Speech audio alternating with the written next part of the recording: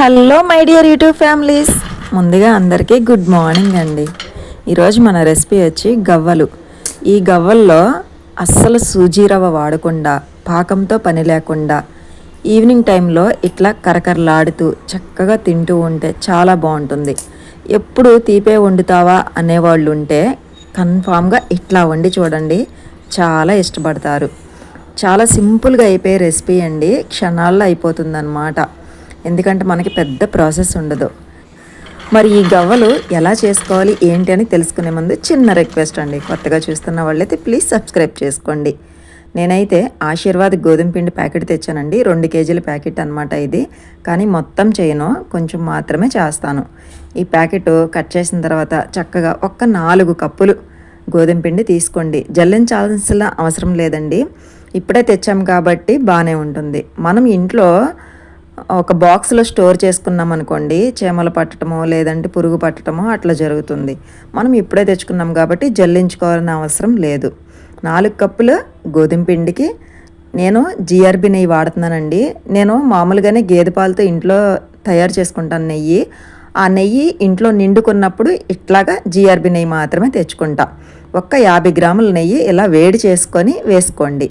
ఈ నెయ్యి అంతా పిండిలో కలిసేంతవరకు చక్కగా తిప్పుకోండి. ఇట్లా పట్టుకుంటే మనకి గడ్డవ్వాలన్నమాట, అంతవరకు కలుపుకోండి. ఈ నీళ్లు నేను ఆల్రెడీ కాచానండి. కాచిన నీటిలో టేస్ట్కి సరిపడా సాల్ట్ వేసుకొని ఆ సాల్ట్ అంతా కరిగేంత వరకు 2 సెకండ్లు తిప్పుకొని ఈ నీళ్లు మనం పిండిలో కలుపుకుంటే గవ్వలు అనేవి చక్కగా గుల్లొస్తాయి అన్నమాట. చాలా టేస్టీగా కూడా ఉంటాయి అన్నమాట. గట్టిగా లేకుండా చక్కగా గుల్లగా చాలా బాగుంటాయి. వేడి నీళ్ళు అట్లాగే నెయ్యి కాచి వేసుకుంటే గవ్వలు అనేవి చక్కగా వస్తాయండి. చాలా సింపుల్గా అయిపోయే రెసిపీ అనమాట. పిండి అనేది మరీ లూజ్గా ఉండకూడదు, అలాగని మరీ గట్టిగా ఉండకూడదు. చక్కగా మనం చపాతీలకి ఎలా అయితే కలుపుకుంటామో అట్లా కలుపుకుంటే సరిపోతుంది. మన ఛానల్లో ఇంకా చాలా రకాల రెసిపీస్ అయితే ఉన్నాయండి. పిండి వంటలు ఏంటి, పచ్చళ్ళు ఏంటి, రోటీ పచ్చళ్ళు ఉన్నాయి, చికెన్ పికిల్ ఉంది, పచ్చి రొయ్యల నిల్వ పచ్చడి ఉంది. ఇట్లా మన ఛానల్లో చాలా రకాలు ఉన్నాయి. ఐస్ క్రీమ్స్ కాడి నుంచి అన్నీ ఉన్నాయి. మీకు టైం ఉంటే ఒక్కసారి అవి కూడా చూడండి. నేను లింక్స్ అయితే డిస్క్రిప్షన్లో పెడతాను. ఇదిగోండి, ఈ రకంగా మనం చపాతీ ముద్ద చేసుకున్నాక చిన్న చిన్న వంటలు చేసుకొని చక్కగా ఇట్లాగా మనకి ఇలాంటి గరిటెల మీద కూడా గవ్వలు అయిపోతాయండి.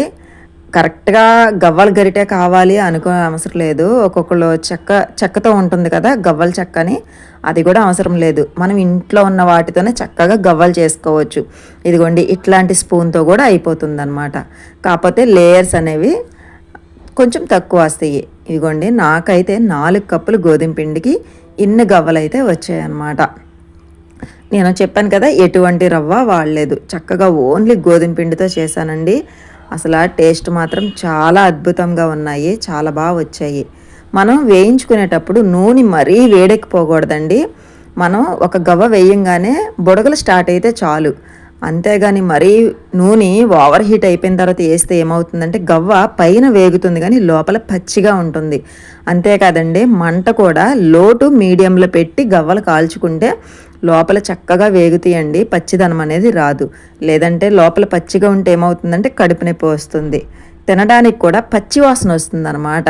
గోధుమ పిండి వాసన, పచ్చి వాసన వస్తుంది తినేటప్పుడు కూడా.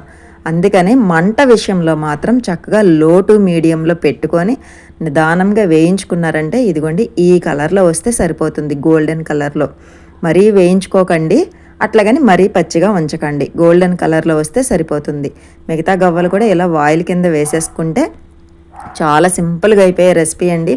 నచ్చితే కనుక తప్పకుండా లైక్ చేసి హైప్ ఇవ్వండి. మీరు ట్రై చేసి మీకు ఎలా వచ్చినాయి అనేది నాకు ఒక కామెంట్ చేయండి.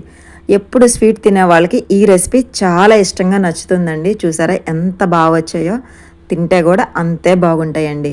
నాకైతే చెప్పాలంటే ఈ గాజు బౌల్తో 2 బౌల్స్ అయినాయి అనమాట. ఆల్రెడీ ఒక బౌలు వండేటప్పుడే అయిపోయినాయి, మాకు అంత బాగా కుదిరాయి.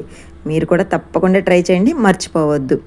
అట్లాగే వీడియో చూసి వెళ్ళే ముందు మన ఛానల్ని సబ్స్క్రైబ్ చేసుకొని వెళ్ళండి. అప్పుడే నేను పెట్టే ప్రతి వీడియో ఫస్ట్ నోటిఫికేషన్ మీకే వస్తుంది. మరో వీడియోతో మళ్ళీ కలుద్దామండి. అంతవరకు మన ఛానల్ని ఫాలో అవుతూ ఉండండి. అంతవరకు ఉంటానండి. బాయ్.